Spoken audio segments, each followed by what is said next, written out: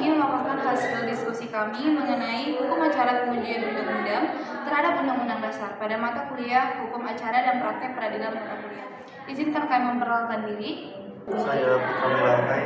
Saya Putri Jessica Panjaitan. Saya Octavia Samuel. Saya Yagustari.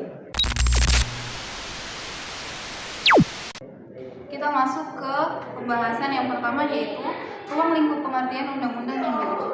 Undang-undang yang diuji adalah peraturan perundang-undangan yang diduga bertentangan dengan ketentuan dalam Undang-Undang Dasar. Pengujian ini umumnya mencakup undang-undang yang dibuat oleh DPR bersama Presiden, peraturan pemerintah, pengganti undang-undang atau Perpu, serta dalam beberapa kasus tertentu, peraturan daerah sesuai dengan kewenangan yang berlaku.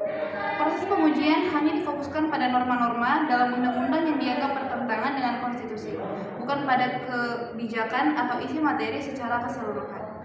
Pengajuan pengujian dapat dilakukan oleh berbagai pihak seperti Presiden, DPR, dan lembaga negara lainnya, maupun warga negara atau badan hukum yang memiliki kepentingan. Kita lanjut ke pengujian formil dan material. Masuk dalam pengujian formil dan material. Pengujian undang-undang terhadap Undang-Undang Dasar dapat dilakukan dalam dua aspek, yaitu pengujian formil dan pengujian material. Pengujian formil berkaitan dengan prosedur atau tata cara pembentukan undang-undang. Apakah proses legislasi telah sesuai dengan ketentuan yang diatur dalam Undang-Undang Dasar dalam peraturan perundang-undangan yang berlaku. Jika terdapat pelanggaran prosedural, undang-undang tersebut dapat dinyatakan tidak sah secara formil. Sedangkan pengujian material menitik beratkan pada isi atau substansi undang-undang. Apakah norma-norma yang terkandung dalamnya bertentangan dengan prinsip-prinsip dan ketentuan yang diatur dalam Undang-Undang Dasar? Pengujian material bertujuan untuk memastikan bahwa undang-undang tidak mengandung ketentuan yang inkonstitusional atau merugikan hak-hak konstitusional warga negara. Dengan demikian, kedua jenis pengujian ini saling melengkapi dalam menjaga kesesuaian undang-undang dengan konstitusi negara. Kita masuk ke materi yang ketiga, yaitu kedudukan hukum pemohon legal standing. Kedudukan hukum pemohon atau legal standing adalah syarat atau kewenangan yang harus dipenuhi oleh seseorang atau badan hukum untuk mengajukan permohonan pengujian undang-undang ke Mahkamah Konstitusi. Legal standing memastikan bahwa pemohon memiliki kepentingan langsung dan nyata terhadap undang-undang yang diuji, sehingga pemohon tersebut bukan bersifat semata-mata hipotetik atau tidak relevan. Dalam praktiknya, pemohon bisa berupa individu warga negara, kelompok masyarakat, lembaga negara, atau badan hukum yang merasa hak atau kewajibannya dirugikan oleh berlakunya undang-undang yang diuji. Dengan adanya ketentuan legal standing, proses pengajuan undang-undang menjadi lebih terfokus dan efektif, serta menghindari penyalahgunaan mekanisme pengujian oleh pihak-pihak yang tidak berkepentingan. Saat ini kita masuk ke dalam perorangan warga negara Indonesia. Kedudukan hukum pemohon perorangan warga negara mengacu pada hak individu untuk mengajukan gugatan atau permohonan hukum apabila terdapat kepentingan langsung yang dirugikan secara nyata. Pemohon harus dapat membuktikan adanya hubungan hukum yang jelas dan kerugian yang dialami secara pribadi akibat suatu tindakan, kebijakan, atau peraturan yang disengketakan. Legal standing ini memastikan bahwa perkara yang diajukan relevan dan bukan bersifat spekulatif, sehingga pengadilan dapat memberikan perlindungan hukum yang tepat kepada individu tersebut. Kita masuk ke materi selanjutnya, yaitu Kesatuan Masyarakat Hukum Adat. Kesatuan Masyarakat Hukum Adat memiliki kedudukan hukum sebagai pemohon yang mewakili kepentingan kolektif masyarakat adat atas hak-hak tradisional mereka, terutama terkait penguasaan wilayah dan sumber daya alam. Legal standing masyarakat adat diakui apabila mereka dapat menunjukkan keberadaan hukum adat yang diakui secara hukum dan adanya kerugian atau ancaman terhadap hak kolektif mereka. Gugatan diajukan atas nama masyarakat adat secara keseluruhan untuk melindungi keberlanjutan adat istiadat dan hak-hak yang melekat. Kita masuk dalam badan hukum publik atau privat.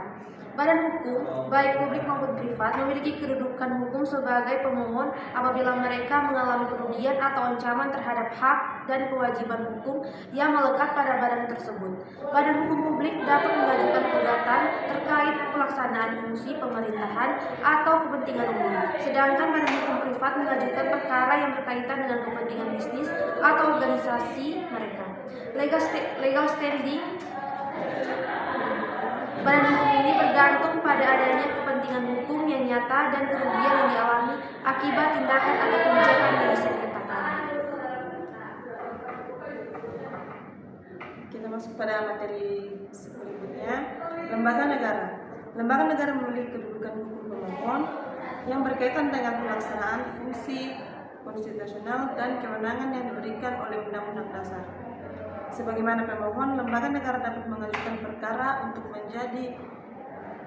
menjaga konstitusi, menegakkan hukum, atau mengawasi pelaksanaan undang-undang demi kepentingan negara dan masyarakat luas. Legal standing lembaga negara bersifat kolektif dan berorientasi pada kepentingan publik, bukan kepentingan pribadi atau kelompok tertentu. Selanjutnya kita masuk ke dalam kerugian hak dan atau kewenangan konstitusional. Kedudukan hukum pemohon terkait kerugian hak dan atau kewenangan konstitusional muncul ketika hak dasar atau kewenangan yang dijamin oleh konstitusi dirugikan atau dilanggar oleh suatu tindakan atau peraturan. Pemohon harus dapat membuktikan adanya kerugian nyata dan langsung yang berdampak pada hak atau kewenangan konstitusionalnya. Legal standing ini penting untuk memastikan perlindungan terhadap hak asasi manusia, prinsip negara hukum, dan keseimbangan kewenangan antar lembaga negara sesuai dengan ketentuan konstitusi.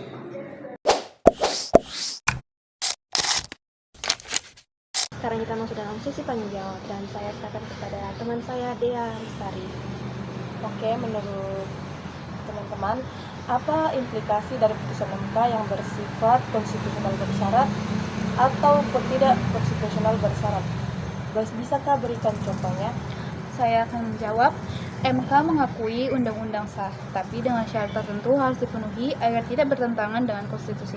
Contohnya, undang-undang boleh berlaku asalkan ada aturan pelaksanaan yang jelas. Apakah jawaban saya cukup? Saya akan menanggapi jawaban dari teman saya. Bukankah putusan MK yang konstitusional atau tidak konstitusional bersyarat, alih-alih menyelesaikan masalah ketidakpastian hukum, justru menciptakan lapisan kompleksitas baru dengan adanya syarat yang melekat pada suatu undang-undang?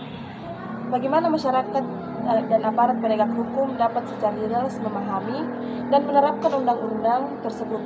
Apakah ini tidak berpotensi menimbulkan interpretasi yang beragam dan pada akhirnya ketidakadilan?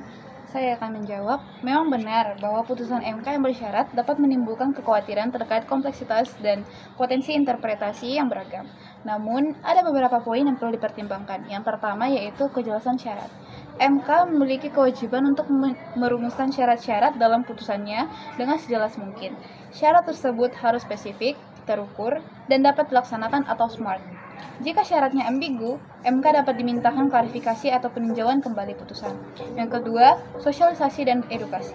Pemerintah dan lembaga terkait memiliki tanggung jawab untuk mensosialisasikan dan mengedukasi masyarakat serta aparat penegak hukum mengenai putusan MK dan implikasi syarat-syarat yang ditetapkan. Ini dapat dilakukan melalui pelatihan, seminar, atau publikasi yang mudah diakses. Yang ketiga, fungsi penjelasan. Putusan MK selalu dilengkapi dengan bagian pertimbangan hukum yang menjelaskan alasan dan dasar pemikiran di balik putusan tersebut. Bagian ini memberikan konteks dan panduan bagi pemahaman dan penerapan syarat-syarat yang diterapkan. Dengan demikian, meskipun putusan MK yang bersyarat memiliki potensi menimbulkan kompleksitas, hal ini dapat diatasi dengan kejelasan rumusan syarat, sosialisasi yang efektif, pemahaman yang mendalam terhadap pertimbangan hukum, pengawasan yang ketat, dan kesadaran bahwa putusan tersebut merupakan upaya untuk menghindari konsekuensi yang lebih buruk. Bagaimana? Perkenalkan, nama saya Samuel Waroka. Nama saya Putra Melantai. Yang menjadi pertanyaan saya itu adalah mengapa MK seringkali melakukan perumusan norma dalam putusannya? Apakah ini melampaui kewenangan MK sebagai pengawal konstitusi? Baik, saya akan menjawab pertanyaan dari saudara Samuel. Jawabannya adalah tujuannya dilakukan untuk memberikan kepastian hukum dan menghindari multitafsir. Beberapa ahli berpendapat bahwa ini melampaui kewenangan Mahkamah Konstitusi, sementara yang lain menganggapnya perlu untuk keadilan substantif. Bukankah putusan MK yang konstitusional atau tidak konstitusional itu bersyarat? Alih-alih menyelesaikan masalah ketidakpastian hukum, justru itu menciptakan lapisan kompleksitas yang baru.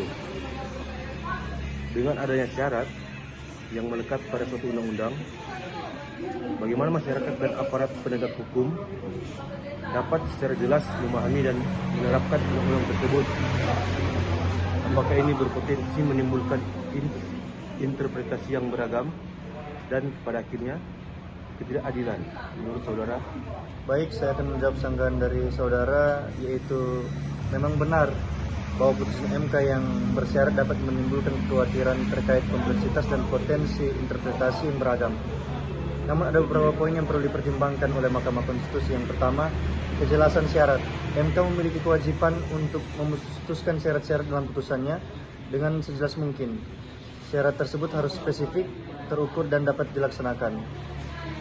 Jika syaratnya ambigu, maka MK dimintakan klarifikasi atau peninjauan kembali putusan. Yang kedua, sosialisasi dan edukasi. Pemerintah dan lembaga terkait memiliki tanggung jawab untuk mensosialisasikan dan mengedukasi masyarakat serta aparat penegak hukum mengenai putusan Mahkamah Konstitusi dan implikasinya syarat-syarat yang ditetapkan. Ini dapat dilakukan secara perlahan lewat pelatihan, seminar, dan publikasi yang mudah diakses. Yang ketiga, fungsi penjelasan. Putusan MK selalu dilengkapi dengan bagian pertimbangan hukum yang menjelaskan alasan dasar pemikiran di balik putusan tersebut. Dan yang keempat, pengawasan dan evaluasi. Putusan MK yang bersyarat harus diawasi dan dievaluasi secara berkala. Menurut saya cukup. Baik, terima kasih.